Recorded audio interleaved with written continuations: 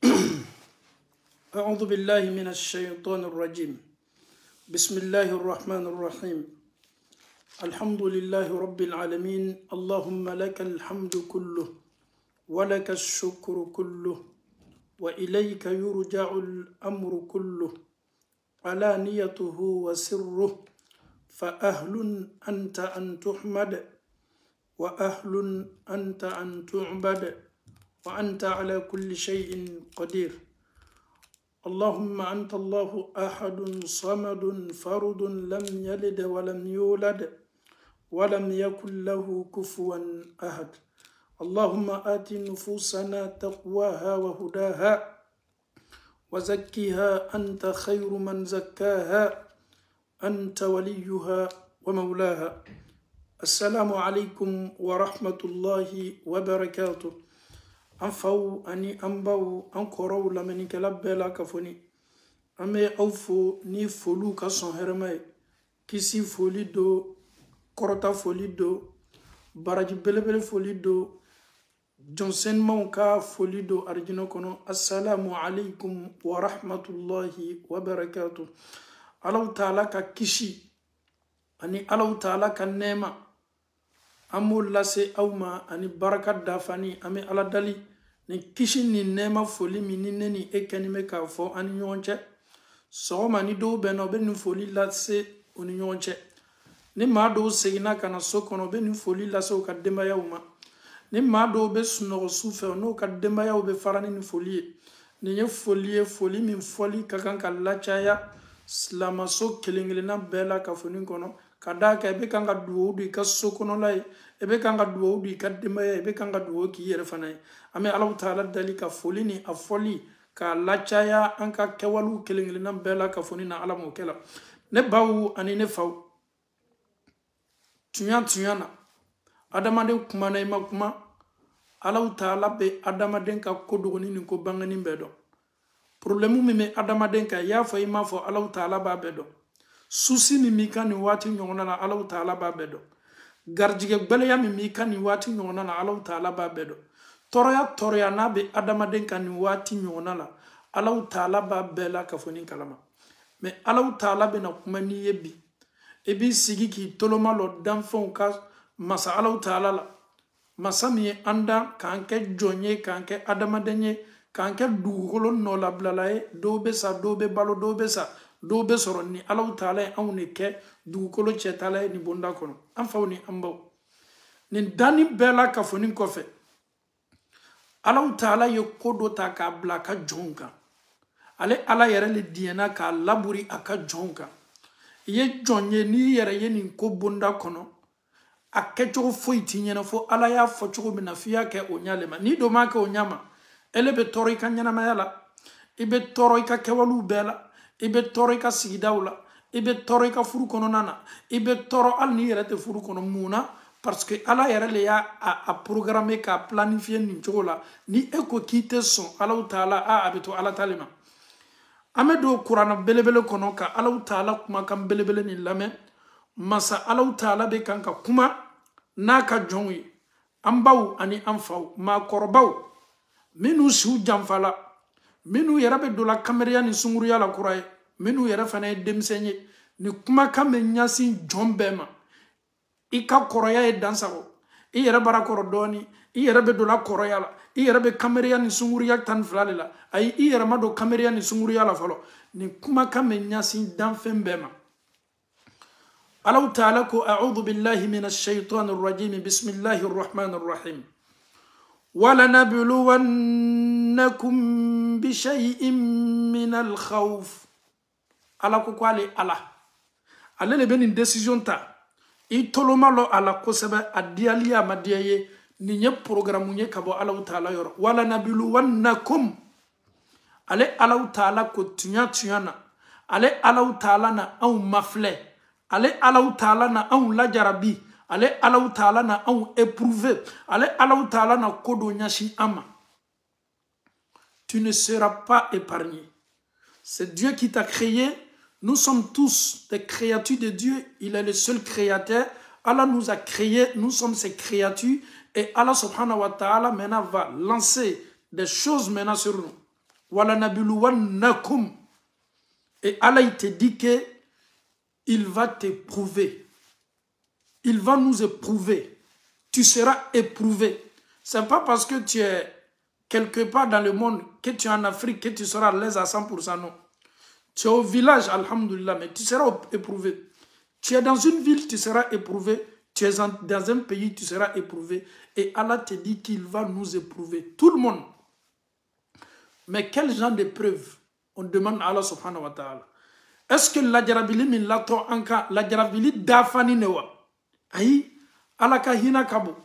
Nabe aka John masuma ka aka John laje. Abe sinka komi la ka John ka komi mese bena John yerema. Note komi mato John mebo a haklika.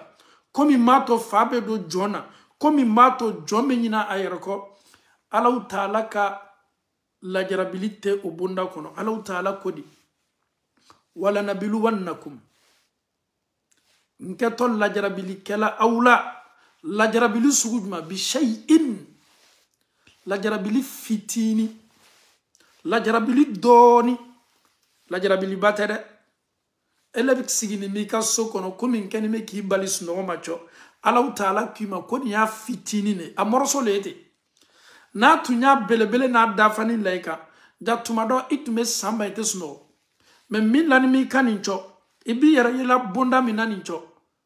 Allah ta'ala ko wala nabiluwannakum bi shay'in min al-khawf. Nimin kal la jarabili yeslanya ye. Allah ta'ala ko komena aw la jarabika boslanya donina. Tes épreuves là ninte ko bay Allah ta'ala bara. Tumaro épreuve kenime ke etoro aguliani me eka akenime ki bali ko chamana. Allah ta'ala kuma ko ni afitini ne de. Abeni fitini laika muna eska kenime ki toro le wala bal le tamhis ki kalliman yalla je ki maflebe munke babla yoroj me beta jon fe I yere beta ni ko di joma Allah ta'ala ko kabe na fitini le laika Qur'an aya ni cho amma ko be ni nabi anka sigidala. On est éprouvé, nous sommes stressés, nous tombons malades, on n'arrive pas à dormir, nous sommes entourés de stress, nous sommes enveloppés d'épreuves. Est-ce que ces épreuves que nous subissons matin, midi, soir, est-ce que nous la jarabili belebele ou lewa? Allah ta'ala koko ayi. Ame misaliata dunia labi. Ame slanyata. Watinin temena saro. Ani saro nasini dunia slana de. Corona ye bela kafoni masla. Ekala limania jonyewa. Emake limania jonyewa. Bet mesla an nasoro limania jon tumi boloke Allah ta'ala la. Beslana. Menim banani ne alaye alabori dunia ka. Banani ye la jarabili fitini ne kabo Allah ta'ala ka la jarabilula. Mais akela slanya e bema. Kasoro slanya minno Allah ta'ala ko koni slanya fitini ne kabole Allah ta'ala ka slanya belebele ula. Jani slanya belebele tu nyasina auma. A foli antunga dugu kolo so ka do akoro kan yere do de. Allah ta'ala ko wala nabiluwannakum. Jon ye miri katasi Allah ta'ala kuma kama. Qur'ana me kuma ni dusukun ne ye dusukun minu ni Allah ta'ala sonimo kanyana mayai. Qur'ana me kuma ni dusukun ne minu be Allah ta'ala kuma kan lame katasi ala ka don ka fo dan fe min kan me ka Allah ta'ala kuma kan kofoni ni kuma kan tada me kuma kan ni Allah ta'ala yere tadi. Amada uma Allah ta'ala koko wal ju'a abena Congo fitini bla auka. Congo be aula ebeta jamana do soro baloko bele yanime ebeta jamana do soro daili memi me soro tile kono tumado do be dunka fa kele neke do ka jamana na dunka fa fla do yere ka jamana na dunka fa saba sogomada daraka abo dumu tlela abo dumu sula abo dumu do yere tabe dans sula kele bema e do yere fana me ato lu kune nyashima Allah ta'ala bo lu fana la jarabi ni konkoy e ma lutu do ye obe bowati do la nasongo to mimbe do demaya kan ayere seto ye demaya do baby olube balo jile la kashini jie ale yere be slan ala kongo yere be ne la bi tunya na kolu beninte o toro ya ni mimi kan we cho la jara bi mimi kan we cho Allahu Ta'ala ko ni yale Allahu Ta'ala ka kongo fitini ne ka baka kongo belebele la. Slanya fitini ka baka slanya belebele la. Kongo fitini ka baka kongo la. Wa naqsin min al amwal. Anin nakasili ka bo au kan nafolo la. Bi warbi kun. Kunu tume jate wartugu chema. Mais Allahu Ta'ala sina kan nafolo chigen sigila. Nafolo chigen sigilila. Ça ne va pas. Ele bo kota kabla yorodma ha karamasara nonu ne mbara nonu yenkan na folo keta nonu le tuntenkan na folo fe nonu le talanin toye karamosola la jarabili fitini min blala eka e ma donc a fon na folo min dilima ala le adima na yen na folo nangasi du kan na folo la chienin du li kan na folo la tuma do doni rabi bolo do le bolala ni fana yen la jarabili fitini ka bo Allahu Ta'ala ka na folo nangasi la ka labori eka ونقص من الأموال أما دوما والأنفس الله تعالى فنا ببنفنا كسكدو لابوري أو كان لجرب لبنان دولا إدمين كديه ني دمبي إدمين جوني ميكا كوبلا إدمين ميكا سو سراكي كبون سراكي كفاكتور سرا إدمين ميكالو كالو ديبانسو لا نايما الله بسندورو كدني منا إلاتي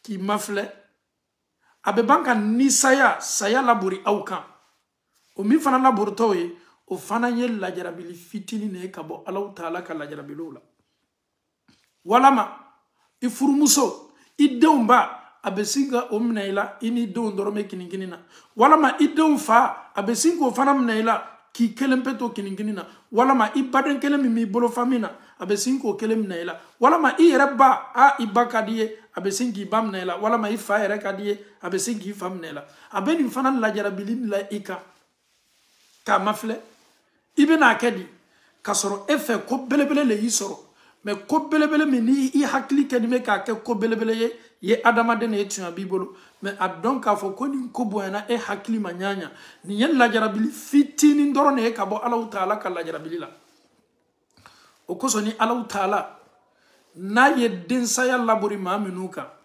muso ye konota karo konondo a joni mena konoy foka na se ajiwati ma muso be jigi asawa wati cho Allahu Ta'ala bara jigili no yanye ademe kuma se ka simi damna ademe kuma se ka wuluma damna ademe kuma se ka tama damna ayera be sawa de na deme kanga monkanya Allahu Ta'ala be sindoro ka deni ka kalfamna la kini me wara musoma aba yera kuma nyininga ala nyemunke Allahu Ta'ala la nembebe fo adama do mbolo ala ye anni diane fendomna muso ni den kadi aye anya la sawa fe ni nya bana la den ka yera be sawa me Allahu Ta'ala be sinka ni demna la ni wati yere fanana ambalaka uni amfalaka meleka do be na skabo sana ni wati nyona la meleka do be na kana au assister ni Allahu Ta'ala ka nyamaria ni Allahu Ta'ala ka dien parce que alaba don aye komi labori ikani ko gbelembado tu viens de perdre ton fils tu viens de perdre ta fille en ce moment-là il y a des anges qui sont à côté de toi ces anges-là viennent t'assister viennent te regarder viennent te remarquer viennent contrôler tous tes faits et gestes. Ces gens-là sont là pour te regarder. Mais les cas nous be qui l'a dit, ni Allahu Ta'ala ye idem ka kalfam nala. Hadisa de ni fode. Mais les cas ubi ka ko belaje. Il faut taw, il ketaw, iba la jongu. Faut kata se demeta watimi kabo ibolo katana ye kabrusola. Ibe na jesi ke meleka ube ni beila. Meleka ube ta Allahu Ta'ala bara.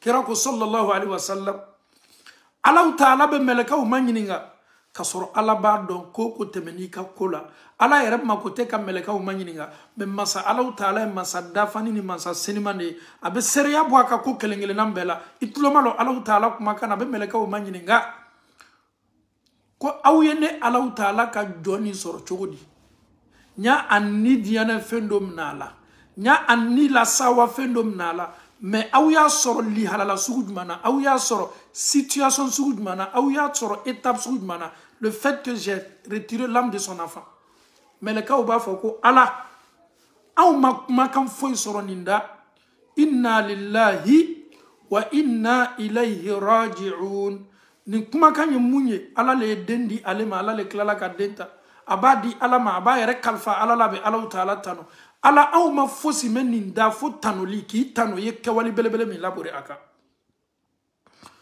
ala be la yuruta melekaw tolobe ala taala kal la yurukan men ala taala kal la yurukan mafle masami ta kal la yurukan boroto masami kuma kan dafani me aye min la yuruta bo kiye ala taala ba fo ne ala taala ye ni la sawa fendi ama kakla kam nala asabar la kane ala taala tanu ne ala taala be sojo aye kere ni mboloma arjine kono abe fo bomi mako ala tano bon aye ne ala tano gbele ya wati atoroni me adiena ka koni ndi ne ala taala ma subhanallah an fawni ambaw amafle ni sabari ko nyumana ala ye toroya ni labori kan densaya yi soro i sabarla densaya koro ka ke ala ye ka fo ala ye ka to ala ye ka bna ala ye ki bolobo ala ye kasi yera yo betige limaniya no fe ko nyaadi ala taala ma ala fana me bonlo ye arjina kono kere ni boloma yale ala taala kumbe ni kuma kan nyuma minu ye lajarabili gbena wati toroya wati ala ba fale ye soye arjina kono beleya toroya adamaden tanya liboyi itese liberela ka bok beleyama abiko abika abiniye sangani watibe ala taala ko kabena an la jarabi ka bo slanya donina abena an la jarabi ka bo kongo donina abena an la jarabi ka bo nafolo nagasi donina abena an la jarabi ka bo ni saya donina amanda uma wa thamarat abena yiridon sene minu be kelambolo ame tono minu sorolala ala taala be nana chienindo anka sene feu fanana ame tono minu soro anka sene ulacho anka falini feu la ala taala be sindoro sanji ko jabe labori mado o ka foro ula o ka jardin ula o ka nanko ula ji yeretina ko kan nanko so kuma te ka falini feu fale olu natani me yiride nyuma minu ko o to soro ibaya ba foko anye sene kenyina mabende anye sene kenyina angera o kala koro me sanji ko bele ala sanji mana ni me aye ka fo abara la jarabi il a cultivé mais ama bénéfice soro Allah taala ko me tieni fana la jarabi li labori au ka sene feuna au be tono minu soro la tieni me dola mais ni be ko fe ala yo kuma joli le fo yoro ni na aya dam na muma slanya o ya foloy aflana ay kongo tugu ala kongo asabana ayen nafolo nagasi tugu ala ananina aye saya tugu ola aloruna aye forochien ni anka faleni fon ayo tugu ola ni ko belebele loruye ni adamaden sela ka dususuma soro ni ko belebele lorula a folo ni ala yi dusukun sabati ka bo silanyama ye ala taala tanu wa amanahum min khawf ki isabati ki ikorota ki dusukun gbeleya ka bo silanyama ni ala ye silanya bo adamaden dusukun be ala bato tuanka aflana Congo un homme qui a faim n'est pas un homme libre mami ni Congo bala tuan na o ka horoya tabolo de parce que Congo no fe bolo kolo ya no fe ebe wuya fo ka garjige nyini ebe wuya fo ka balo nyini ebe wuya fo ka se ka dominike don ni ala taala yini ndeika ka Congo labori kan Congo doni ni sela Congo kuna ani nafolo nagasi e ka nafolo chiana dunia bi be erebe nafolo ko ama ko sangani wati be abe do bolo bi sini abe no lula ayerete do bolo bi sini abe do luma nagasi be do taala ni chogula ala taala ko ni fana me labori kan abe bafana ka saya abe fasaya la sima abe basaya la sima abe densaya la sima abe bafana yiriden abe sene foro abe chieni na dola ni bela kafonin kofe ni ala ye ni lajarabili laika eni munkeli kaka eni munfoli kaka itoloma lo kosebe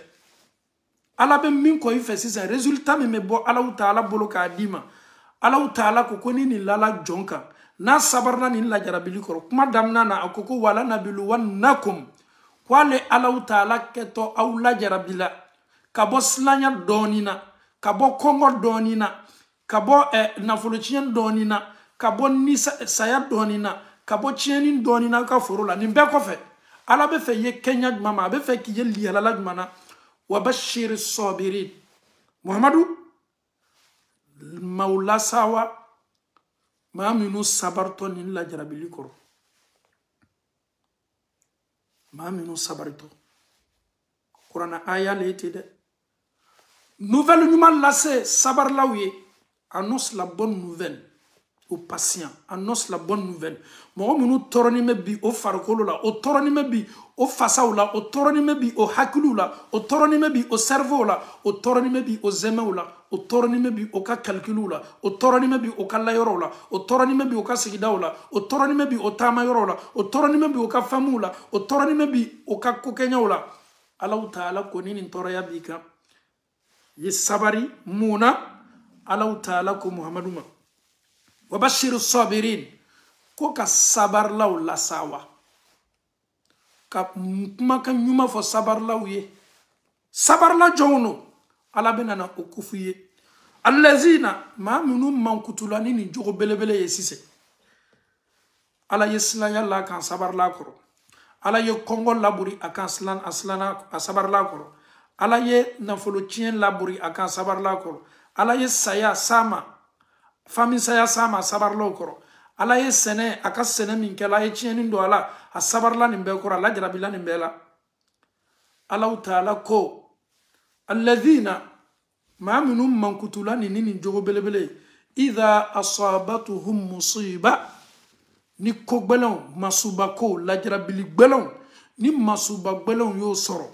qalu ubafo inna lillahi wa inna ilayhi raji'un ala toroya mi mene kambi ala toroya mi mene kambi Gabon ala toroya mi mene kambi Angola ala toroya mi mene kambi Mozambique ala toroya mi mene kambi Arabie Saoudite ala toroya mi mene kambi Canada ala toroya mi mene kambi Suisse ala toroya mi mene kambi Angleterre ala toroya mi mene kambi Espagne ala toroya mi mene kambi Italie ala toroya mi mene kambi Hollande ala toroya mi mene kambi France ala toroya mi mene kambi Belgique ala toroya mi mene kambi Allemagne ala toroya mi mene kambi Angleterre ala toroya mi mene kambi nga sigiyoro la Lajine ala toroya mi mene kambi nga sigiyoro la Côte d'Ivoire ala toroya mi mene kambi nga sigiyoro la Mali ala toroya mi mene kambi Sénégal ala toroya mi mene kambi Togo ala toroya mi mene kambi Cameroun ala toroya mi mene kambi Benin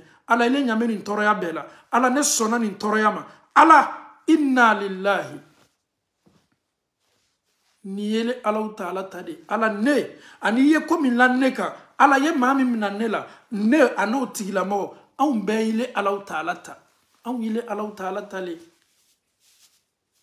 tunya na ni Allahu Ta'ala tade wa inna ilayhi raji'un an fana me segi kata ile ala le ma aw mana na yere dunya e ala le ka an la na dunya e ala le ka la jarabili la an ka e ala tale an ye e ala le fana an me segi kata ile Allahu Ta'ala de ma an me ni ko la jongu jotima an la mori manani ma an la changalala ma an la masa Allahu Ta'ala le an la an taye ile taye an ye an sona ni la jarabili ma inna lillahi wa inna ilayhi raji'un Allahu Ta'ala ko wa bashiru sabirin alladhina koka sabar law la sawa sabar la jon sabar la minu idha asabatuhum ni selikelo ma ni sorolikelo la ni muselo ma musiba ni masuba yo soro qalu ukmakan iti inna lillahi wa inna ilayhi raji'un ni ngalilo est-ce que inna lillahi wa inna ilayhi raji'un est-ce que abe fo saya dorone la wala la koko ni masubado koko ni musibado masuba fenfenyo kogbele adamadenka ani Burkina ni toroya bi kan Burkina nya don ka foko ni mbela ka foni ni mbela ka foni bola Allahu Ta'ala yoro ye ni beta kadi alama kadi kotigima e yera ni komi mika e ni ka ko be Allahu Ta'ala tale awye aw fana me segi kata Allahu Ta'ala lema ni nunu kan kuma fo Allahu Ta'ala masaba masaseti akuma ni kadai ka Allahu Ta'ala ka karama ka Allahu Ta'ala ka karama di Allahu Ta'ala ma gbeleya belebele wati ka yara ka fo ale Allahu Ta'ala li taye ko be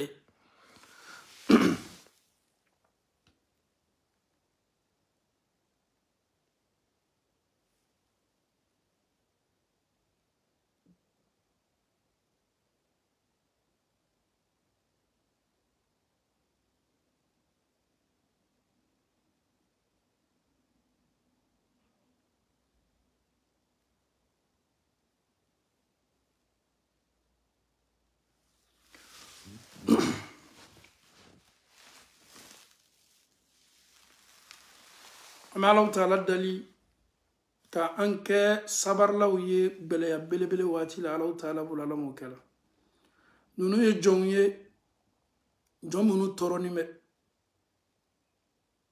amel la jarabili bele watu lela yawmun laka wa yawmun alik londo baby esago be loni nabi me londo nato lum fana ketu ikande a dunya ni yelema sodo bi kakene sini ibe dotoroso la am fawni ambaw eske ni nya fo awye aw minu kenime ka nlameni wati nyongna la ne min kenime ka aw kuma nyongoya ni wati nyongna la kuma kela ni allamenina. Nous avons tous des problèmes, nous sommes tous éprouvés, nous sommes tous face à des épreuves. Nous sommes tous éprouvés. Nul matei mi ma foko la jarabili doté aleka. Benika la jarabili sou. Benika la jarabili sou. Benika toroya sou. Tu peux voir une personne, il a la joie du cœur, a dessous sawani metunyali. Mais aleka limania c'est la demena. Toroya mimaka a toroya kana nobla kanyana mayala. Ale kalimania ya mademe. Stressi mimaka stressi kana ke sababuye ka depression banabla la. Sabari e fenyi alaba nyini jonfe. Ala yerebe sabari nyini jonfe. Aye sabari nyini ala kerafe sallallahu alaihi wasallam Qur'ana kono. Muhammadu torola deman kisibaye a torola ka toro Allah Ta'ala kwama wasbir li hukmi rabbik. Wasbir Muhammadu sabari. Makaka wi toro. Makaka wi neni. Makaka wi bon. Makaka wi ke fatoy. O yi ke kolonfililay. O yi ke kumfe kumafolay. O yi ke maye mami mena ka famu faraka bonyona. O yi ke maye mami mena ka deuna fa faraka bonyona. Mankutu dugute mi mafima. Mana kante mi mafima. Allah Ta'ala nyame ni mbela. Allah Ta'ala nyame ni mbela ko Muhammadu ma. Wasbir li hukmi rabbika. Allah Ta'ala kitla la nyami. Allah ya latige nyami. Allah ya komi latige nyami ka kola. Isabari nin konyala. Nin kobe ala de bolo. Wasbir. Sabari li hukmi rabbika. Iti Allah Ta'ala ka kola latige ni. Aye ko decisive nyami ma. Kititiga nyuma masale Allah Ta'ala. Allah ba nyini Muhammad fay sabari. Oba yira ka fokatu la jarabila de. Isorla somina, isorla vilimina, isorla maaminu chema. O kiloni ladiriya ni klenye. Kabini be demsanya la fokati iske idafala watimi nunu dani tumila. Me lomfolo mina yabo inne senima kaka foye kiye chide ka bo Allah Ta'ala yoro. Balo ni toroya ni jarakili sugu belalika. Aya kanyana maya kumflana damna. Kadamna sambinani fokata se abelaka kaburu kono domi akele damnana. Wallahi kiraka sahabaw nunu tun kalimanya kabo katmeneni ekan o tun kasum alala katmeneni ekan wallahi toroya yere warala nunu yere fanaga o nana ala kira manyiniga o tume kira manyiniga ko mata nasrullah e ala yere bena aun deme wati juma nando la logofia la gameta saninke o bambali sanima o bam mafle comme des sous-hommes o bam mafle comme yele bona fin o be nyigi ana amem odo chema komi kabana katme ko be kay ni mami me nyana mayala akani me ka nyigila akani me ka fudila akani me ki chien akani me ki mankutu chien akani me ka adama do bela do ko yedu ikelela Comme maka kafuru ye min ka ala kira la sallallahu alayhi wa sallam. He toroya nin kabo de. Wallahi toroya nin kabo, toroya nin kabo, toroya nin kabo. Allah ta'ala kwama.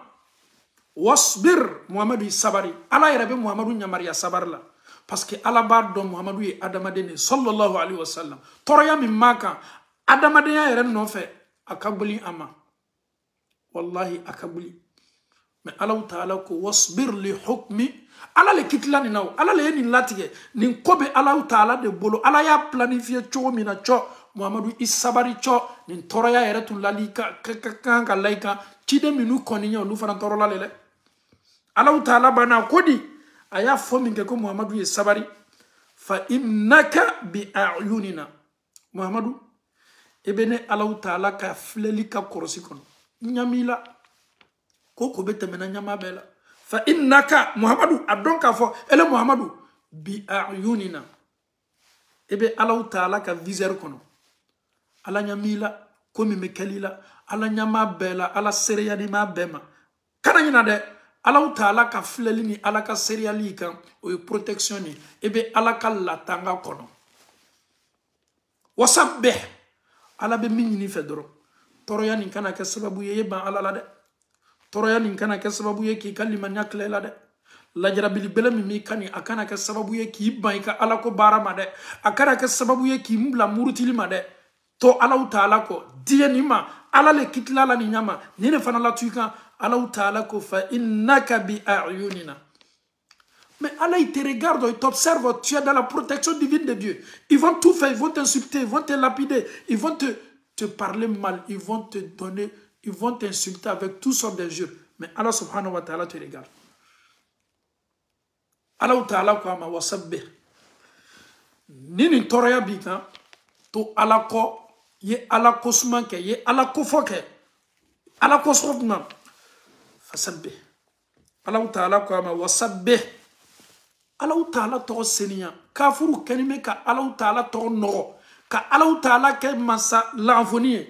Ele itiki. Allah ta'ala to seninya ni kuma kan nyumawi subhanallah seninya be Allah ta'ala dentabulu fatala batala subhanallah flanante Allah ta'ala subhanallah ala kasani nimbema subhanallah kafuru kalime ka ala ko minke ko fe ko ye seninya be Allah ta'ala subhanallah Allah ta'ala ko ye Allah ta'ala to seninya ka boni mana ka ni kuma jiginu kafuru ka kono suta kan bema wasabbih bihamdi rabbik.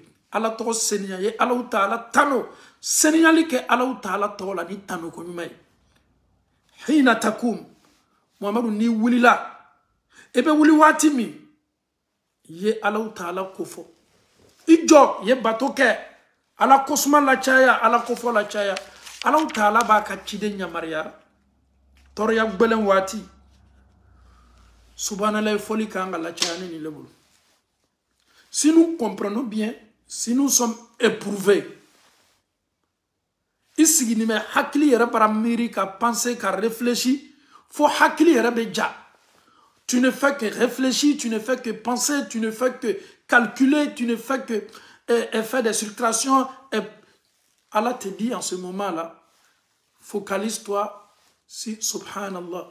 Subhanallah, subhanallah, subhanallah, subhanallah, subhanallah. Le prophète avait l'habitude de dire subhanallah 100 fois par jour. Allah kera kokoni mamiye subhanallah fo shuan keme. Subhanallah, subhanallah. Allah ta'ala bi julumu min fiyafa. Abi baraji min sebe. Hayo be fanyene hadisala. Donc subhanallah kadi alay. Kera yera ko hadisala sallallahu alaihi wasallam. Kuma kam in kadi Allah ta'ala. Kalimatani khafifatani ala lisan ثقيلتان في الميزان حبيبتان إلى الرحمن كما كمين كدي الله تعالى إبا فوي رتي سيغا فولي لا أكافيغن ننكا فولي لا مغو كما من فوني با فو non yere bara sege ndabe bara jan nembe bara sege non ibeni kuma kan fo ite sege santi ne ma fo ne yere ta don ka fo kwa kuma kan fo kera ko kuma kan flabe kwa kadi Allah ta'ala akafege nenka folila akabuli bascule kan kiyamalo no ya baraji iraka ile ka bascule kan ayara kuma kadi Allah ta'ala subhanallahi wa bihamdihi subhanallah al-azim. Subhanallah wa bihamdihi, subhanallah al-azim. Chers parents, chers frères et sœurs, il faut souvent, on doit se rappeler de toutes ces invocations-là. Il faut les mettre en pratique de temps en temps. Il faut toujours, ni nana duwa nunu ko. Tumano itumito ka keme ni hakili bola ko. Ni hakili jigila doron, ya foli la chaya. Ma fo shanjul. Isoko damaira, subhanallahi wa bihamdihi, subhanallahi al-azim, subhanallahi wa bihamdihi, subhanallahi al-azim. Senya be Allah Ta'ala, anitano be Allah Ta'ala, senya be Allah Ta'ala masaba masakorotani. Ka Allah Ta'ala ka senya na ka tano, ka Allah Ta'ala ka korota belebele la se Allah Ta'ala ma. O kadi alaye jombarale Allah Ta'ala senya ka bo jobatolo fotama. Jombarale Allah Ta'ala to senya ka bo kolofilla kumakama. Jombarale Allah Ta'ala kumakan senya ka bo berella fotama. Jombarale Allah Ta'ala to senya ka ka fon senya la se ama. Kumakan kadi Allah Ta'ala. Muhammadu ni toroni me. Ye Allah Ta'ala kusma. Ye Allah Ta'ala kufo. Ye Allah Ta'ala to senya. Ye Allah Ta'ala tano. Allah Ta'ala ko wasbir li hukmi rabbika fa innaka bi a'yunina. Allahu akbar. Fa innaka bi a'yunina. Ele min lajara midimeni Allah Ta'ala be min fa ka chidem belebele ma e sabari ala ka lajara bilikoro Allah Ta'ala ko ka nyamila ibaka korosi bunda kono aka korosi be laborlika akeni me ki mafle.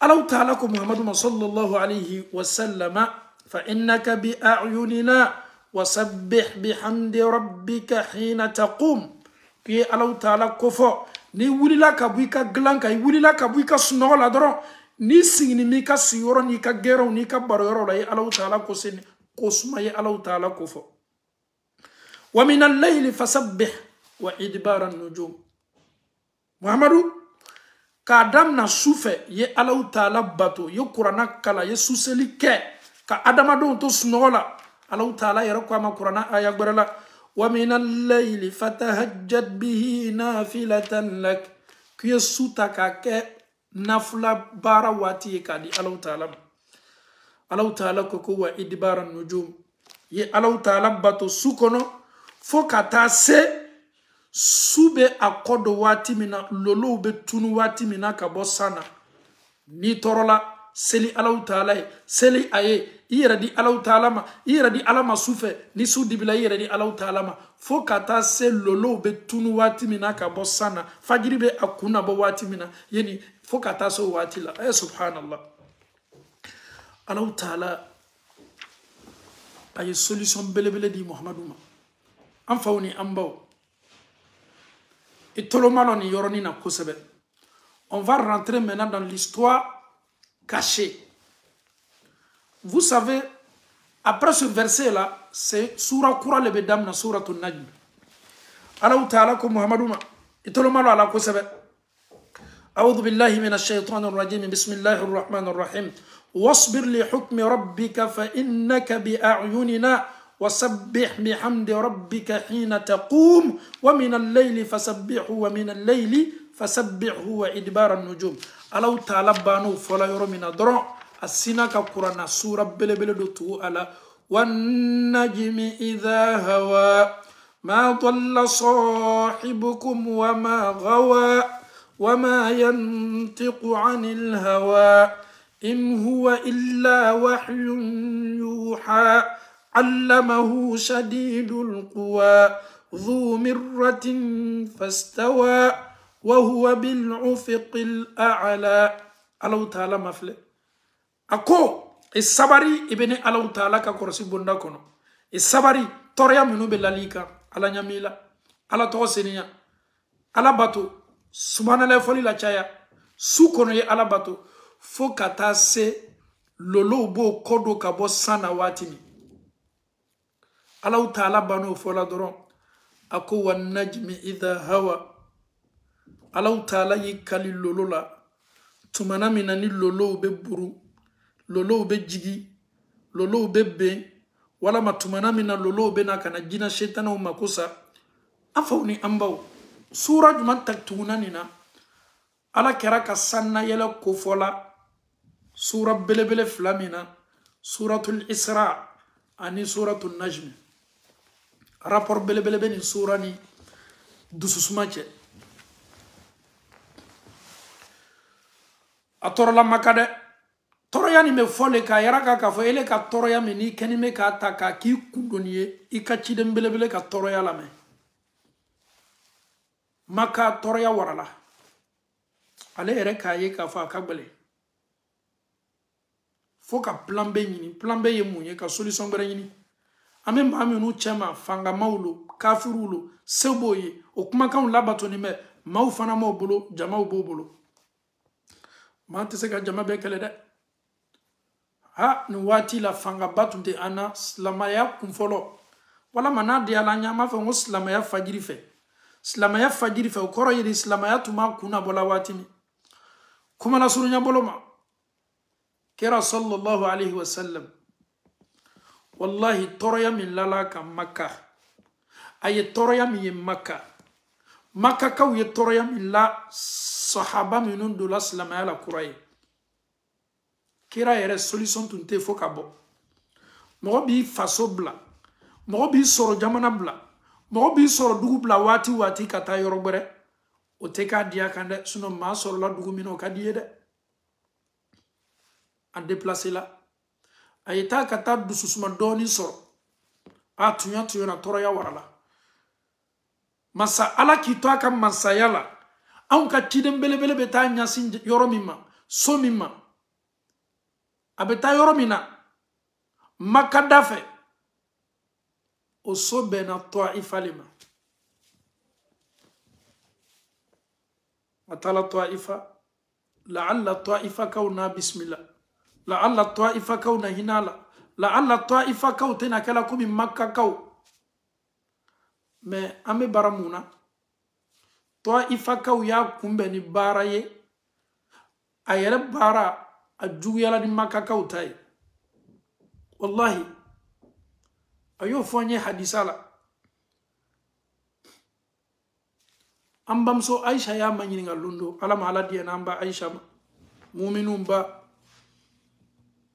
Abubakar Sidiki demso kera muso dugukolo ko kan kera muso arjine kono onge name Aisha tanu Aisha jugube mone ni Aisha kuma fola subhanallah jugu yani ali sini ala kera jugube dugukolo ko kan ala kera dembaya be kan nini sanga ni wati be amuso ali sini do ko yere mako slama be kan kera muso nini subhanallah wallahi ali sini do ko yere mako slama ala kera muso amba Aisha asena samara o kafsa no luno ka jamana no ka karamo be me wallahi nunu be oze amba Aisha nenna emiriya ben nenni nani adama den ka ganga fu jugumo ba bela se amba Aisha ma ala kera diane muso amanyi ngala ko jonka die katme beka akoko Aisha le kadie akela muso du kolo kokaya afana me ka muso e arjine kono ali sini mawbe kanga Aisha nene ebe toro muna Aisha be kanga nene ala me wati mina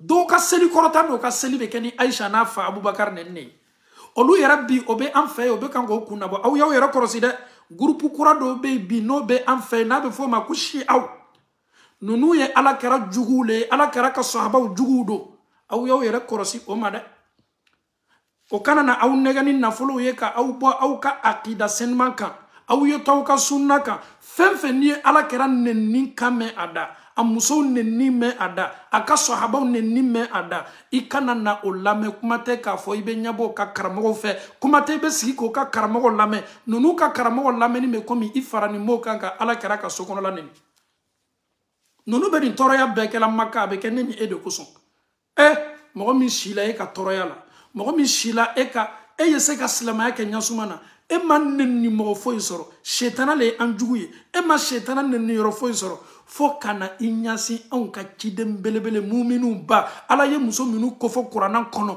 ko mu'minu bawdo e ma se kama fo ki kan nenni fenye fo ala kera muso sallallahu alaihi wasallam ka banka kla ka fi rema ko slamo ame kangar la lameni kala be réseaux sociaux iba lamen iba lamen ablay kuna fenfe na be ke ala kera nenni nenni koro yedi ka ka sokono la neni ka ka sahaba neni ka muso neni ni ya me mama da ya lameni dabla note a chama na bi dusukun faria ala kera muso neni ma ala kera ka sahaba neni ma ni do ye nunu neni ye kera de neni mama ye kera neni ye Allah taala le neni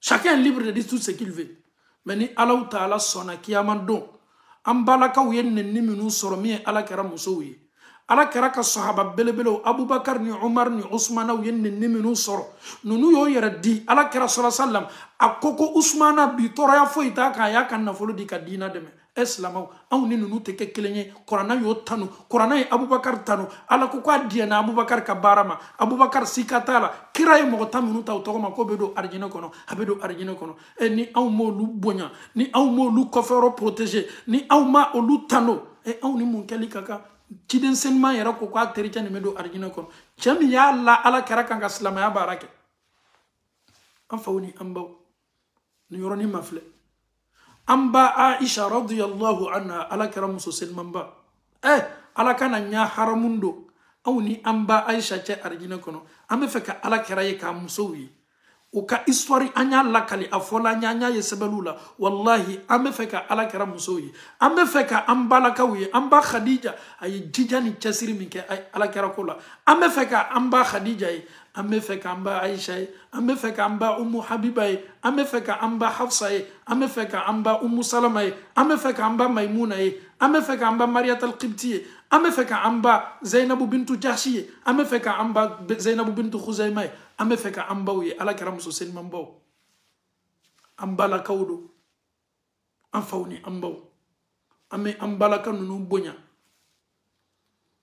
ka tila fana ka silamɛw ladi nenninkɛlaw kawandili bɛ kɛ bi tuma dɔ kawandili min nafa sini réseaux sociaux kelen nin kan i kɛtɔ mɔgɔ yela minnu bɛ nenni ɲasin an ba Aisha ma n'i y'a ye a dɔn k'a fɔ ko maa minnu do ala kɛra ka sokɔnɔlaw juguw do o ko bi fi ɲɛna le mun na ye jantu yɛrɛ la ala ma limaniya ko ɲuman di la Aisha ye ala kɛra ma ɲininka ya Rasulallah Uhudi kɛlɛ kan tɔɔrɔya min lala kan a ɲini karila Uhudi kɛnɛ kan a blessé la a kunberekun bɛɛ blessé la joli bɛ kan ka bɔ a la tɔɔrɔya min lala ala kɛra ka Uhudi kɛlɛ kɛnɛ kan fanga ka bɔ a dogoni tɛ maa foyi la a gbasila ni kaba ye a gbasila ni muru kɔ ye kɛra bɛnna dinga la a ɲin karila fɛn protège min tun b'a ɲɛ la dola ɲɛ la an ba Aisha a ye nin tɔɔrɔya n'a ka nin tɔɔrɔya la miiri waati waati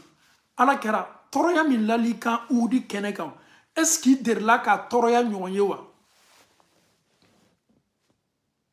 wallahi a y'a tɔɔrɔya ɲɔgɔn ye est-ce que aw b'a dɔn k'a fɔ tɔɔrɔya lala ala kɛra kan a tɔɔrɔya a ma ɲinɛ a kɔ hali Uhudi yɛrɛ kɛnɛ tɔɔrɔya a tɛ nin Uhudi tɔɔrɔya bila ɲɛ an ba Aisha ko ala kɛra tɔɔrɔya jumɛn lali kan min ka bon ni Uhudi ta ye ala kɛra ko an ba Aisha ma radiyallahu anha ala kɛra sallallahu alaihi wasallam wallahi nin cɛ belebele anw ye julumutaw de n'an m'a ko fɔ a diɲɛ min bɛ an na n'an m'a ko fɔ an fari yɛrɛ b'a dɔn k'a fɔ k'an kɛlen bɛ ka belebele de ko fɔ n'an bɛ nin cɛ kuma fɔ an nɛn kan an nɛn ye julumutaw de ye wallahi an nɛn b'a dɔn k'a fɔ an ye belebele min tɔgɔ fɔ an nɛn kan sisan a ye nin tɔgɔ wɛrɛw tɛ kelen ye dɛ kira Muhammad sallallahu alaihi wasallam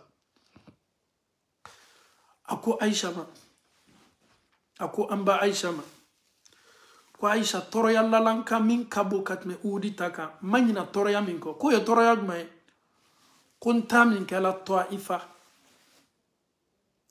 Tɔifa kaw ye n bɔ min kɛ so nalomaw n'a denmisɛnw kaba le bɛ ta ka anw ka ciden bɔn a la joli bɛ kan ka jigi ka bɔ a fari la a ko olu ta juguya la dɛ Tɔifa ta olu ta juguya la dɛ subhanallah Uhudi yɛrɛ ta i ɲi yɛrɛ karila ala kɛra bɛnna sallallahu alaihi wasallam sahabaw ye fɛrɛ kɛ ka na ala kɛra lamini ka ala kɛra bali sahaba min nana yɛrɛ kun di kafuru ka bamuru bɛ kan ka don a fari la a bɛ kan ka don bamuru nɔ bɛ a fari fan bɛɛ fɛ ka ala kɛra la tanga sallallahu alaihi wasallam an faw ni an baw a ko Aisha ma ko Tɔifa tɔɔrɔya a ko kɛla ta tɔɔrɔya ye dɛ subhanallah Tɔifa tɔɔrɔya bɛ se fana lala Uhudi tɔɔrɔya ma ja Tɔifa tɔɔrɔya fana fanga bonyana Tɔifa tɔɔrɔya fanga bonyana il a été persécuté à la Mecque il s'est rendu à Tɔifa pour avoir la tranquillité les habitants du Tɔifa l'ont lapidé avec des pierres le prophète saignait wallahi amafle ni yorani na Allah taala ka melekaw ka nadamna parce que melekaw yere ala ye melekaw ci ala ba do toroya mi Muhammadu kan yorani na melekaw nana melekaw kodi meleka min kona kana ya Muhammad toroya mi mekanga like ibe kanga bon ye fanye mun ken nunu la nunu ka so to ifa sigini me kuru belebele minu chema ame kuru ni ta ka datu ko dala ko ka jamana o ka soni ka bechi ka boy ka halaki toroya baka défenseur nana toroya baka meleka défenseur nana mais wallahi dusukundo tumeni kera belebele la sallallahu alaihi wasallam tunyale name wajibili ke wati be name misaliyata ala karama nemani kisibe ambalaka uba fo ko he ko ala kara nyonte an chaw te se kala ko mi ala kara ne balaka au be se ka a chaw an compare chodi ala karama hakili yara be so ma chodi au be se kala chodi ko mi ala kara sallallahu alaihi wasallam ama amaflele ka jota ka anyere bono ya jola ka la deri no te ka ke ala kera e on te sede ikini cho compare ala kera ma te se kala kera e ate surunya kera la kera ka bato ke to ate surunyo la dusukumi tume kera la ate surunyo la kera ka musomna to ate surunyo la akadem na to ate surunyo la akaterum na nya ate surunyo la on essaye de faire sinon on ne peut pas. Toi tu vas même me comparer à Mohammed sallallahu alayhi wa sallam. Non, je ne peux pas. Moi-même je sais que je suis, je peux même pas même. Il faut laisser le prophète même. Ali Tchao au kana un comparable Bakar Lumare. On ne peut même pas être comme eux. Allah Ta'ala yenu kofo Qur'ana kono ko minal mu'minina rijal sadaqu ma ahadullah alayhi ko mu'minu chama chawbe ala kame nunu ma nunu yo kala yurkan time o yo kuma kan dafa o salafana ko kuma kan toda do ma saforo de o kuma kan boda ala yera sono nunu ka ko bema aw ni nunu tekele subhanallah aw ni nunu tekele de amma essayer ko kataruku no ka histoire kara ka jogo min tumola ka o jogo sama ko jogo ta ka an jogo ke o jogo no te wallahi anu tekele de o koso onne ni kakanka baslama bela kira ka sahaba onne ni kakanka ba mu'mini nyuma bela kira muso onne ni kakanka ba mu'mini nyuma bela ni mama be kele ya ki ka ciden kadiye onne ni kakanka ba bela wallahi amafle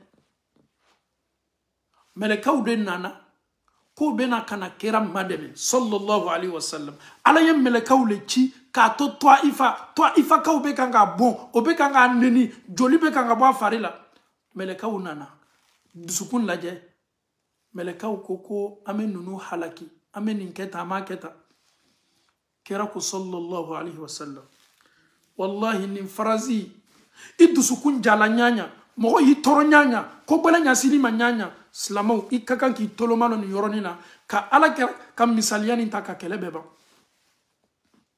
ka ala kera ka misaliyata ka kele beba kira ko meleka minu nana kabo ala taala yoro ala ye meleka minu ci kana ala kera manema ni kisi baye ala kera kuma kan laje melekaw ayi nta nyini aw fe aw ye nunu halaki aw ye nunu ka so cien ni nunu ba don ka fo ne nano mali ko bla kandas laka ni nunu ba don ko ne chide ne kanoma ni nunu ba don ko ne kan nali o mo ka hera le bola o ta kalama wallahi o ta kalama me Allah Ta'ala dali alay ya fauma ya salam subhanallah alay ya fauma o mado ka kla ka duwa ko ye ka duwa ko o 2 minutes na to ka duwa ko be il était en position de faiblesse victime il saignait il y a des deme ba on nana ko ba deme ako ayi ko ka ya fauma kasor wallahi toroya mi maka adama de kene loni me ka farao ni kabakuru ta ki bonaye kabakuru mesi faruma ki i jogi kabakuru kelenta kabakuru flate beba don ka fo kabakuru ye femye akabulina sela adama dema abi kolo abese ki kolo kari abese ka defo blela kera be kanga bon abe kanga bon me ko ka ya fauma amanyina ni lon ko de o ko san ko Aisha ma ko Aisha udi kele toroya min lalanka Mais toi, il fata, manina okode. Kera yenin toroya beke jonko son aune koson. Ayenin toroya beku jonko son aune koson. Toi, ifa kaw. Wallahi, abe segi domin ka bo toi ifa. Abe do maka chogodi. Mbola jugu chema. Nana yoro mi ngomena do tusuma sore. Olu fana yen labe ni jugu yae. Men ko segi tuguni kata do jugu kele ni chema chogodi. Pour rentrer maintenant à la Mecque, le prophète était obligé, sallallahu alayhi wa sallam, de négocier son rentrée à la Mecque, ya salam. Chez lui, dans sa propre ville, dans sa propre cité, pour rentrer à la Mecque encore, il faut qu'il négocie. Subhanallah. Il négocie, pourquoi? Pour que quelqu'un puisse être Morodobé Sekela, aka wakilu, c'est-à-dire, Morodobé ni ilo aka ko garantie akoro, Morokana ko kala. Djouya c'est là ni niveau ma. Et faso, fa jamana, sor la yoromi. Toraya warala kambola, medo la tuguni. Atese dola te subhanallah. Djouya fanga warala. Faut ka teme do le fait. Ni Allah Ta'ala sona sungoro benase. Ni sungoro nyuma ka soro kenela. Amina do chidembelebele ni ka biographie la kadaka ante sege. Aka biographie ante fala. Abe fo wati wati. Abe ke ama iba fo kwa nyame odoni. Wallahi. Ni toraya belalaka. Toraya mamila eka ebesi ita kompare la kerama. Sallallahu alayhi wa sallam. Ni kelela ibado mbolo. Bade ngarobe inolube adamade yake. Inolibi ka dunia latige. Ni kelela ka sigida bolo. Mangbarobe itise kelela be bolo itise diala be. Iya donc afo kira yere tatu juguyale. Kira tatu juguyale sallallahu alayhi wa sallam. Le noble prophète a prié pour les habitants de Taïfa. Pour cette nouvelle génération qui viendra. Cette progéniture qui viendra. Pour que Allah subhanahu wa ta'ala puisse mettre la baraka sur les habitants de Taïfa. Allah puisse toucher leur cœur. Pour que oyeke subhanallah. Keranin kaine. Abe segituguni kabo Taïfa kanamaka.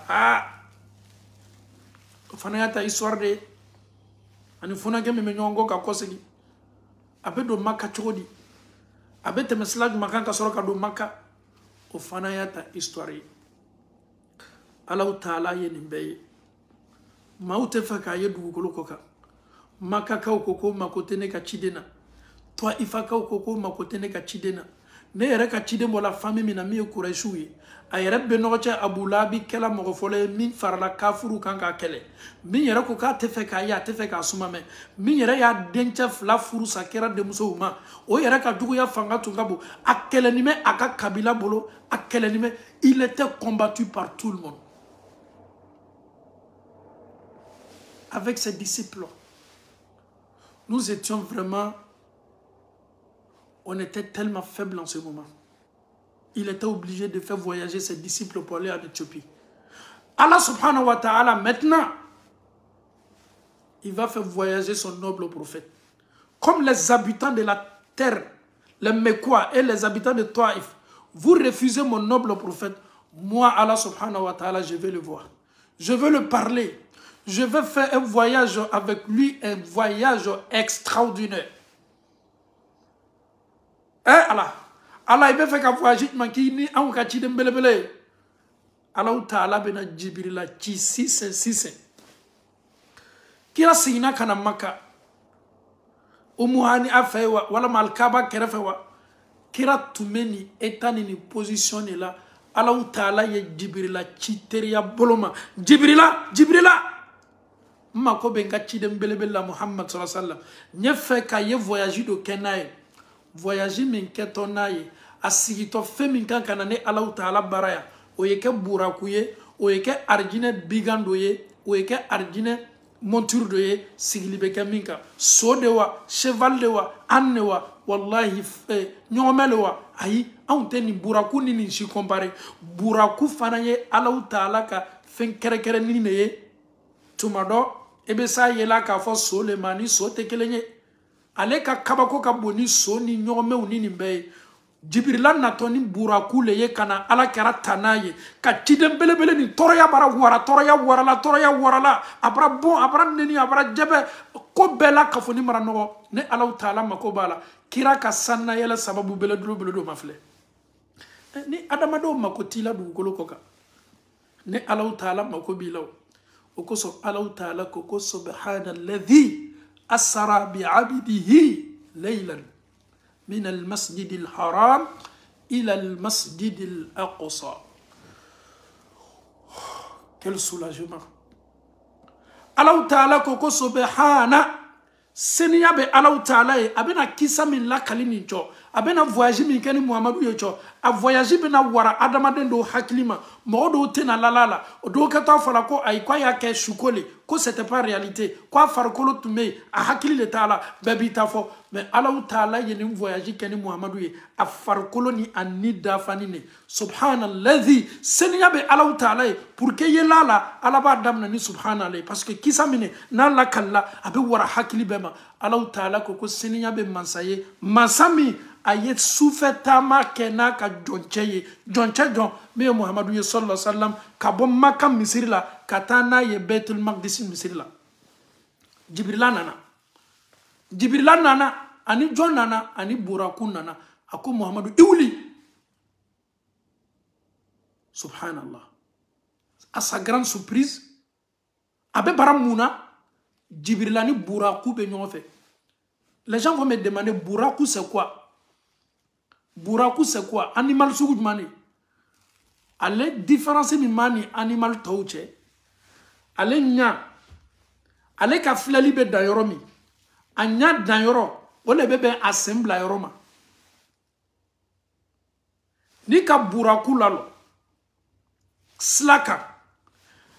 C'est comme ni lalo la. Inya dayoro kilomètre ni inya be dayoro mina. I sempa be benyele subhanallah.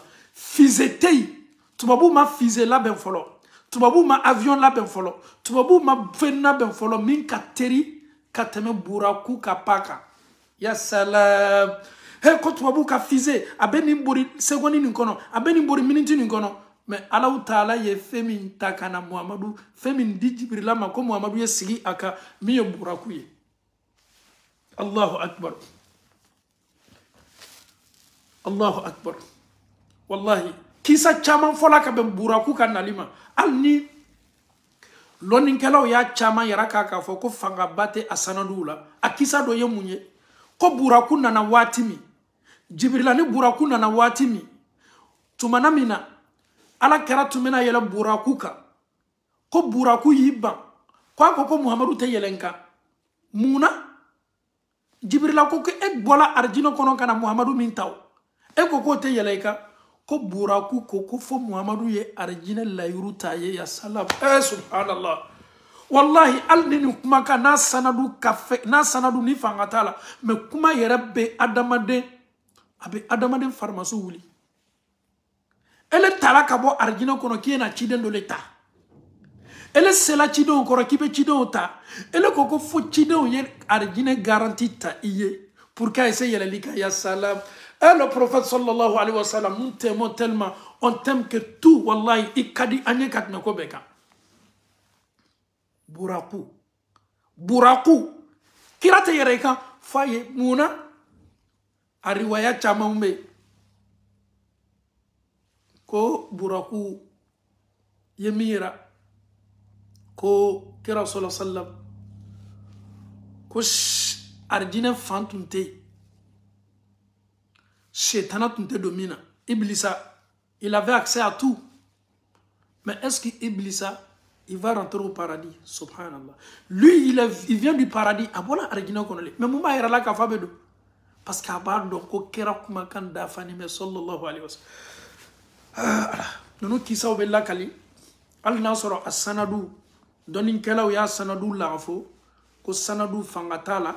Donc, mais comment quand nous ne faisons qu'à yara kana ka fo kira sallallahu alayhi wa sallam chide minu Allah Ta'ala matula ka kula e maka kafuru ban ne ka jabe ka ko be fo nyate fe ka kala ka mais Allah Ta'ala be fe ka chide ni aye buraku mais jani ni ke folo a sonne bola ka ko sebe k'a sɔn préparer k'a dusukun préparer k'a ko ni zamzam ji ye ka da kan a bɛ taa Alahu Taala le bɛ ɲɔgɔnya a bɛ taa Alahu Taala le bɛ ɲɔgɔnya komi Abu Jahili tɛ fɛ k'a ye Walid ibn Mughira tɛ fɛ k'a ye Abu Lahabi tɛ fɛ k'a ye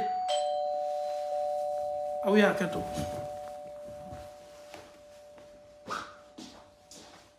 allo allo allo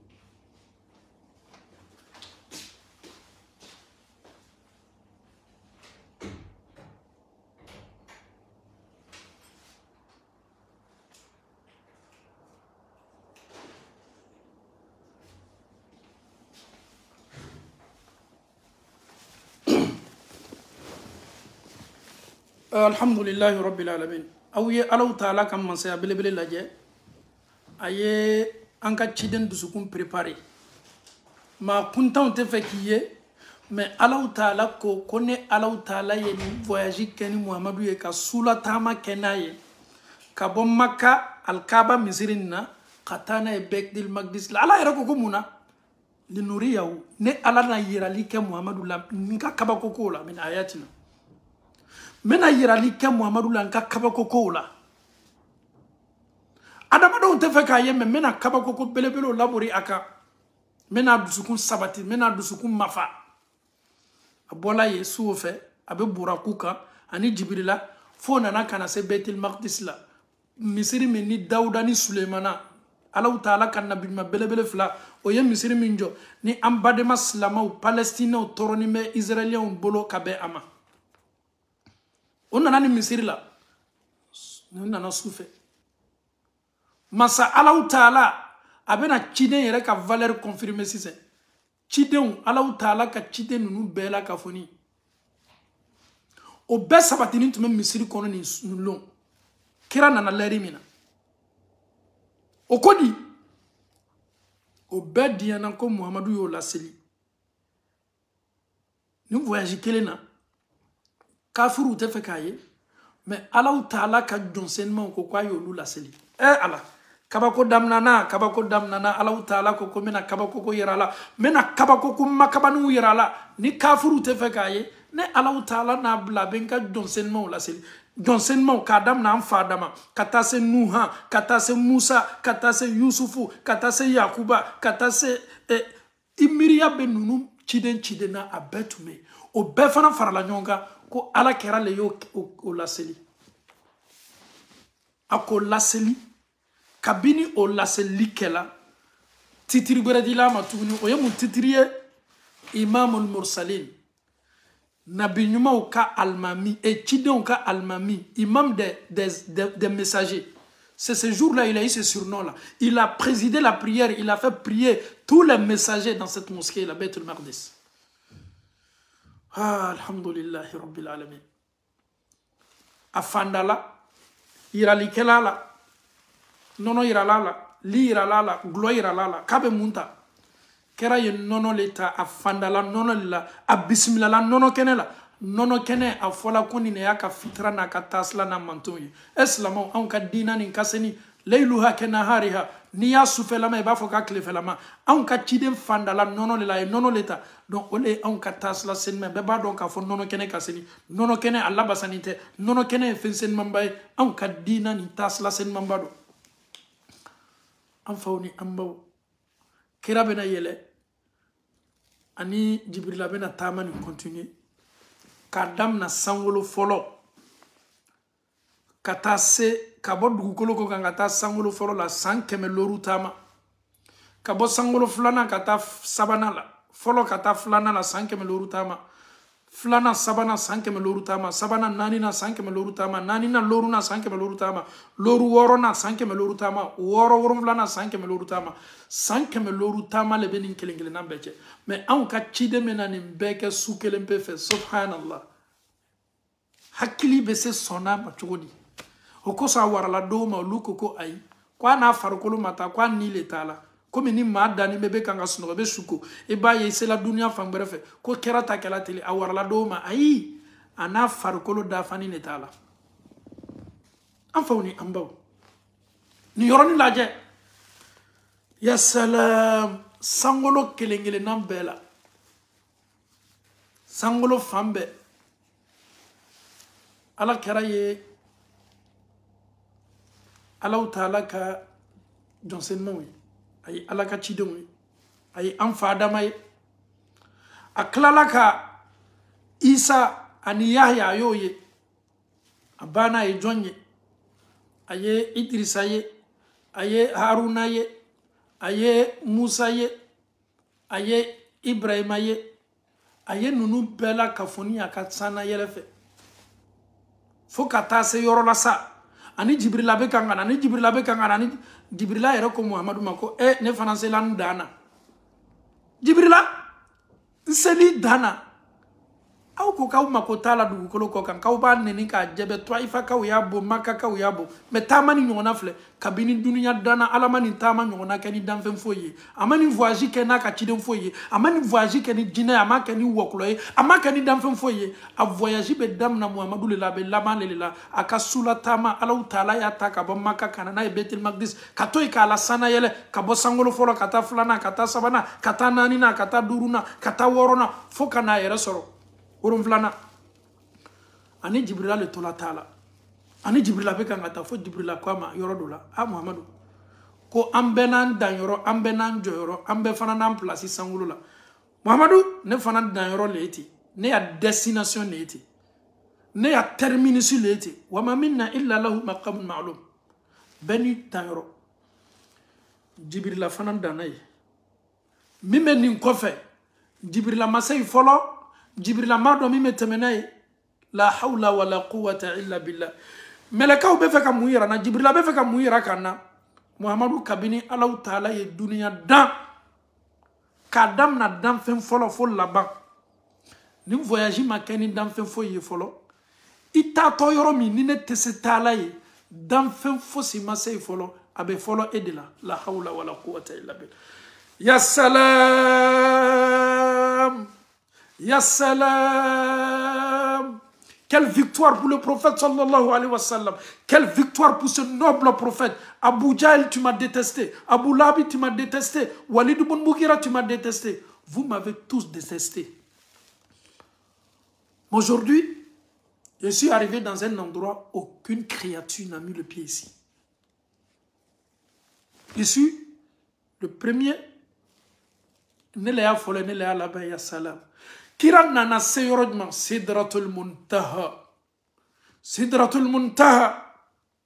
Allahu Ta'ala ko di anyo Qur'ana karandoni subhanallah.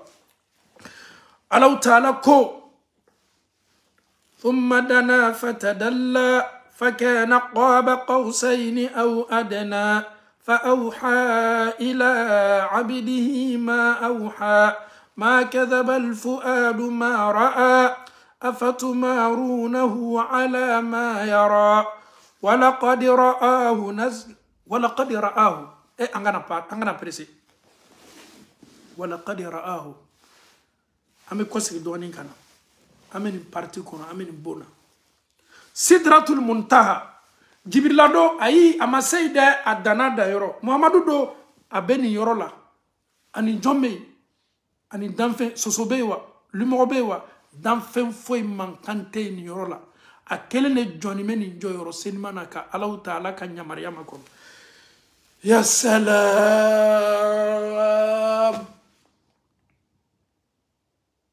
subhanallah ça a été le meilleur voyage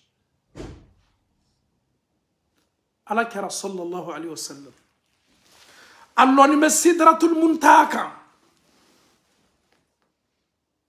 Allahu Ta'ala tun bɛna kuma ni Musa ye waati min Ala ko Musa ma ikhla'na alayk a kumana ni Musa ye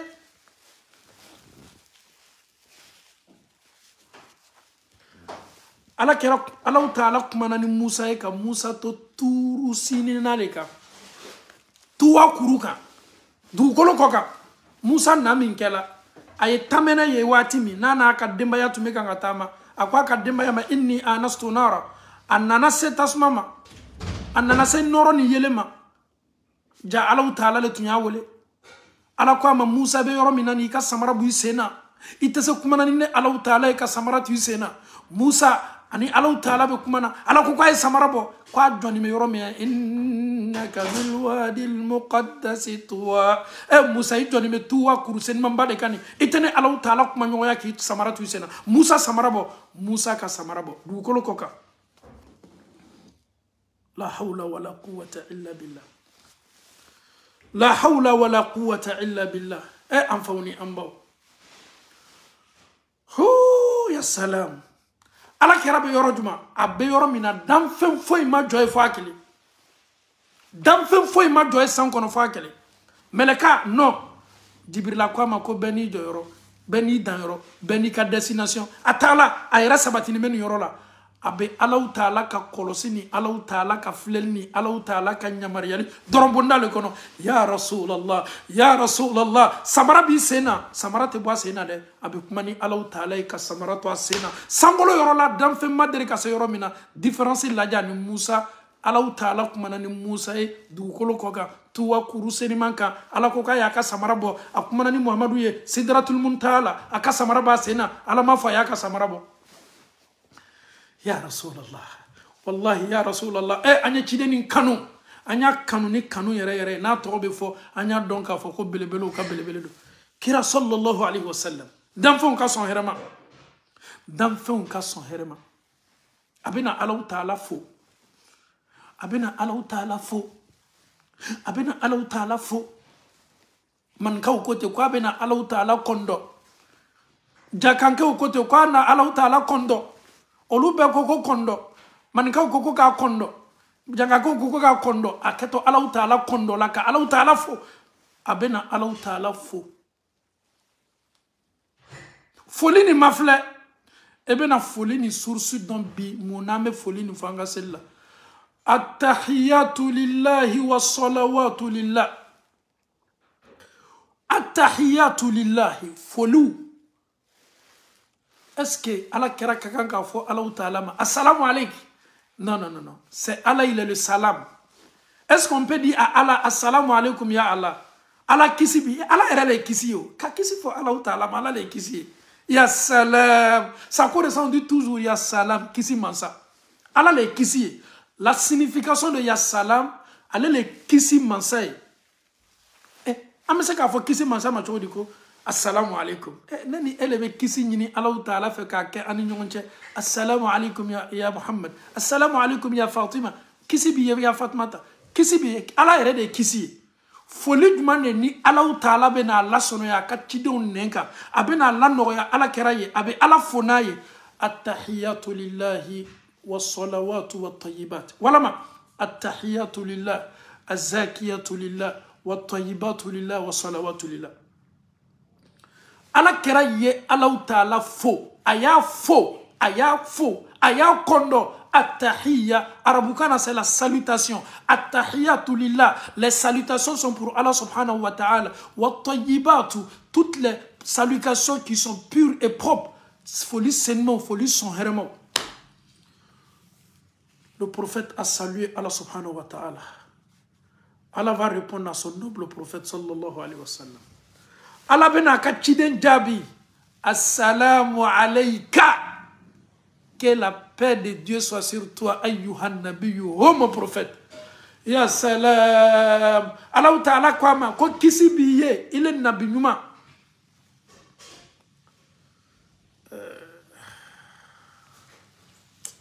subhanallah chiden belebele ni belebele lo da wallahi amedwa uke kafiru munuma importance lo ala hakli ma doma slama deminu yerema importance lo ala ma kira kanu sabati la du sukuna Allah Ta'ala na kachide nebe kanga kuma ni interprétité ka fo mena kuma lateme mena kuma interpréter turjamana tei ani ala lebe kanga kuma ala be kuma abe kuma la sigi John ala kera sallallahu foli senima ni bebana assalamu alayka ayyuhan nabi wa rahmatullahi wa barakatuhu.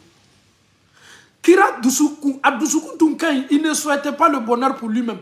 ni hera kodo na be singa bedola assalamu alayna wa ala ibadillahi salihina asina ka alaka jonsenman bedo ni nema kono assalamu alayna ça concerne tout le monde, tu es dedans, nous sommes dedans. Wa ala ibadillahi salihina ashhadu an la ilaha illallah wa ashhadu anna muhammadan abduhu wa rasuluh. Kuma la surunya boloma Allah ta'ala ye seli farda biduru dama min kakan ka ketle koro asegina kana asela Musa ko ka sha histoire ni ndoni de mola bebe ni histoire la men fe do do ni meni histoire la maw manini lo Musa ko biloru ka sha de afay do wala anana alay do wala ay loru wala anana ko Musa ko ka cha binan loru ka cha anana tuguni do wala anana tuguni do wala fo kana se loru la lonin kala do ko Musa tumeni lawrila kundama nama ne kama ala ye kola sono yake Muhammadu mantouye akana na kobla okan komi mena buliya o matile kono bato bonda kono ko flana Musa yere ni Muhammadu bola Allah Ta'ala yoro ani nema mi mena kabo ala yoro abena se ale Musa ma ale ni Muhammadu be baro minke ko Musa yera tume ayre réjoui au nema la Musa tunte fait tani segini yetigani Muhammadu che à chaque fois quand il se retourne de chez Allah il vient vers lui Musa bénéficie de cette miséricorde divine de Dieu subhanallah ya salam Allah ma sabari lama Allah ma ansabarila Allah Ta'ala ka seli dama mana surunya boluma ajila ni seli oleye anana no leye maka kafiru Abu Jali na bena Abu Jali ko bedi akuka Abu Jali ma ko mbola ntala Baitul Maqdis la nyere tala sanfe kumani warala Abu Jali ko Muhammadu ibe kanga kuma min fo nyeneni est-ce que nintala jama to wele kana be se segini kuma kanga wa nunu tume fe ka ala kera ka ke galuntigela ka ke wuya fola ka kuma la jo ala hakili ma be se sona chodi ka fo ke tala Baitul Maqdis la nusufe e tala sanfe ka banki ko se meta ma wele kana est-ce que be ni kuma kan kele la segini wa amena ni kisa der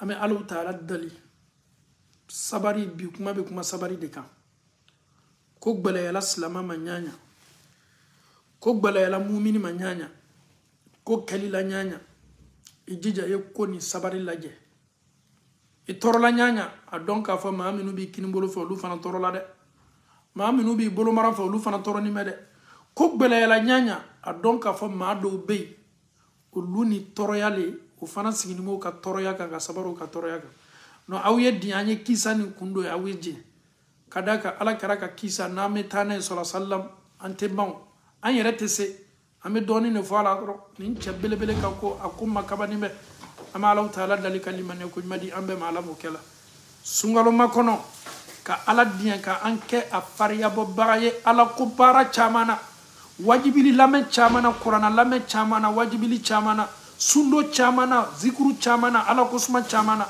ka enseignant ka bo korofoluma ka enseignant ka bo sugudumuma ka enseignant ka bo adamadin la cheuma ka antake ala ko folini ala ko lamani yoko chayando na Allah Ta'ala bulala mo kala ame Allah Ta'ala dali kiyama do awni ni chiden seni mamba ka nyanyeli sabati ani nyonche kanke amanto senmo chema manto minu nabe na nakana o invite ko yena kana ka dala jimi kaneni aw ko lula ala mo kala rabbana atina fid dunya hasana وفي الآخرة حسنة وقنا عذاب النار ربنا لا تزغ قلوبنا بعد إذ هديتنا وهب لنا من لدنك رحمة إنك أنت الوهاب صل سبحان ربك رب العزة عما يصفون والسلام على المرسلين والحمد لله رب العالمين والسلام عليكم ورحمة الله وبركاته.